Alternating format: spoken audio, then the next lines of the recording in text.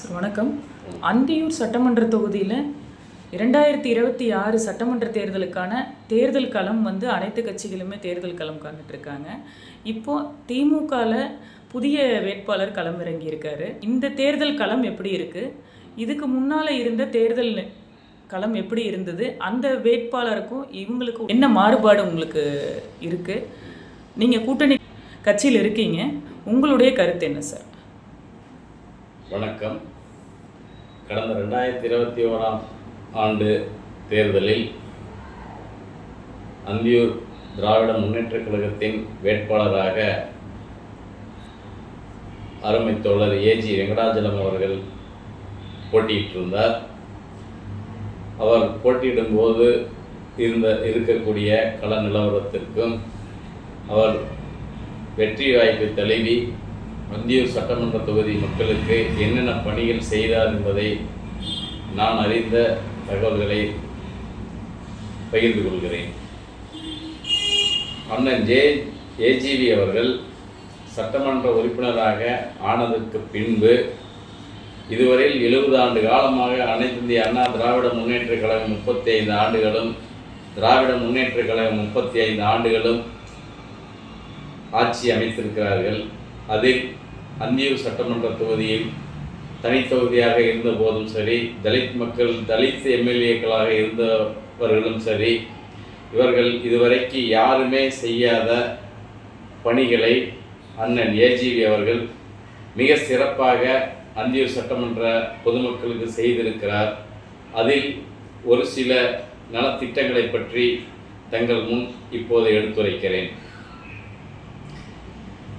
அந்தியூர் சந்தை என்பது வெளி மாநிலங்களிலிருந்தும் வெளி மாவட்டங்களிலிருந்தும் இங்கு வந்து வியாபாரம் செய்து வாழ்வாதாரத்தை பெருக்கிக் கொள்ளும் அளவுக்கு இருந்த ஒரு சந்தை பேட்டையை மிகப்பெரிய ஒரு வணிக தளமாக மிகப்பெரிய ஒரு ஷெட் அமைத்து அதில் கடைக்காரர்களுக்கு கடை தனித்தனியே பிரித்து கொடுத்து ஒரு 200-300க்கும் மேற்பட்ட பயனாளிகள் பயன்பெறக்கூடிய அளவில் ஒரு திட்டத்தை மிக சிறப்பாக நிறைவேற்றியுள்ளார். அது மட்டுமின்றி பேரூராட்சி எல்லைக்குட்பட்ட வணிக வளாகம் அமைத்து அதில் ஒரு 20க்கும் மேற்பட்ட பயனாளிகள் பயன்பெறக்கூடிய திட்டங்களை அமைத்து கொடுத்திருக்கிறார். அதே பேரூராட்சி எல்லைக்குட்பட்ட சந்தப்பேட்டையில் சமுதாய கூடம் ஒன்றை அமைத்து அதில் பொதுமக்களும் அனைத்து கட்சி தோழர்களும் பயன்பெறக்கூடிய அளவிலே ஒரு சமுதாய கூடத்தை நிறுவியுள்ளார். அது மட்டுமின்றி ஏழை எளிய மக்கள் விவசாய நிலங்களுக்காக கண்டிஷன் லேண்ட் இருந்த பட்டாவை அயன் பட்டாவாக 2000க்கும் மேற்பட்ட விவசாயிகளுக்கு வழங்கி அவர்களை ஆதரித்துள்ளார். அது மட்டுமின்றி அந்தியூர் பஸ் நிலையத்தை மிகப்பெரிய ஒரு திட்டத்தின் அடிப்படையில் மேம்படுத்தி இன்றைய தினம் அந்தியூர் சட்டமன்ற மக்கள் அனைவருமே பயன்படுத்தக்கூடிய அளவிலே மிகப்பெரிய திட்டத்தை வகுத்து கொடுத்துள்ளார். அது மட்டுமின்றி அந்தியூர் பேரூராட்சி எல்லைக்குட்பட்ட மயானம் தவுட்டுப்பாளையம் பகுதியில் அமைந்துள்ளது. அந்த மயானத்தை மின் மயானமாக மாற்றி ஏழை எளிய மக்கள் இலவசமாக பயன்பெறக்கூடிய அளவிலே அந்த மயானத்தின் பல சிறப்பம்சங்களை செய்து கொடுத்துள்ளார். அந்த சிறப்பம்சங்களில் ஒரு சிலவற்றை கூறிக்கொள்ள கடமைப்பட்டுள்ளேன். ஏழை எளிய மக்கள் பயன்படக்கூடிய அளவிலே அதற்கு தொகை ஏதும் செலுத்தப்பட வேண்டிய அவசியம் இல்லை. அங்கு சேர் மற்றும் டேபிள், சாமியான பந்தல் ஆகியவையை இலவசமாக வழங்கி அந்த மக்களுக்கு நற்பணிகளை செய்துள்ளார். அதைத் தொடர்ந்து அந்த இரங்கல் நடந்த வீட்டிலிருந்து அந்த பிரேதத்தை எடுத்து வருவதற்கு ஒரு ட்ரஸ்ட் மூலமாக ஒரு வாகன ஏற்பாடை மிக விரைவாக செய்து தருகிறேன் என்று ஒப்புதல் அளித்துள்ளார். அது மட்டுமின்றி அந்தியூர் சட்டமன்ற எல்லைக்குட்பட்ட பேரூராட்சி, ஊராட்சி பகுதிகளில் சட்டமன்ற உறுப்பினர் ஏஜி வெங்கடாஜலம் அவர்கள் ஒவ்வொரு கிராமமாக சென்று, ஒவ்வொரு வீதியாக சென்று, ஒவ்வொரு மக்களின் வீட்டில் சென்று, அங்கு அடிப்படை தேவைகளான சாக்கடை வசதி, கழிவறை வசதி, ரோடு வசதி, மின் வசதி என அனைத்து பிரச்சனைகளையும் நேரில் ஆய்வு செய்து அந்த மக்களுக்கு குறித்த நேரத்தில் அதை சரி செய்து கொடுத்துள்ளார். அது மட்டுமின்றி கலைஞர் கனவு இல்ல திட்டத்தின் கீழ் அனைத்து கிராமங்களுக்கும் பயன்பெறக்கூடிய அளவிலே வீடு வழங்கும் திட்டத்தை ஏற்படுத்தியுள்ளார். அதுபோக இந்த மேற்கு மலை தொடர்ச்சி பகுதியில் பர்கூர் பகுதிகளிலே மின் வசதி இல்லாத பகுதிகளில் மின் வசதி ஏற்பாடு செய்து கொடுத்துள்ளார். சாலை வசதி இல்லாத இடங்களில் சாலை வசதி அமைத்து கொடுத்துள்ளார். அங்கு நிலவி வரும் பல்வேறு பிரச்சனைகளை நேரில் சென்று அதற்கான தீர்வை ஏற்படுத்தி கொடுத்துள்ளார். அதில் ஒரு பங்கான சாதி சான்று வழங்குவதில் ஒரு சிறிய குழப்பம் நீடித்து வருகிறது. அதை வரும் காலங்களில் சரி செய்து தருவதாக ஒப்புதல் அளித்துள்ளார். அது மட்டுமின்றி ஏழை எளிய மக்கள் சுலபமாக பர்கூர் மலைக்கு சென்று வருவதற்கு மினி பேருந்துகளை அமைத்து கொடுத்து மக்கள் சிறப்பாக பயன்பெற்று வருகிறார்கள்.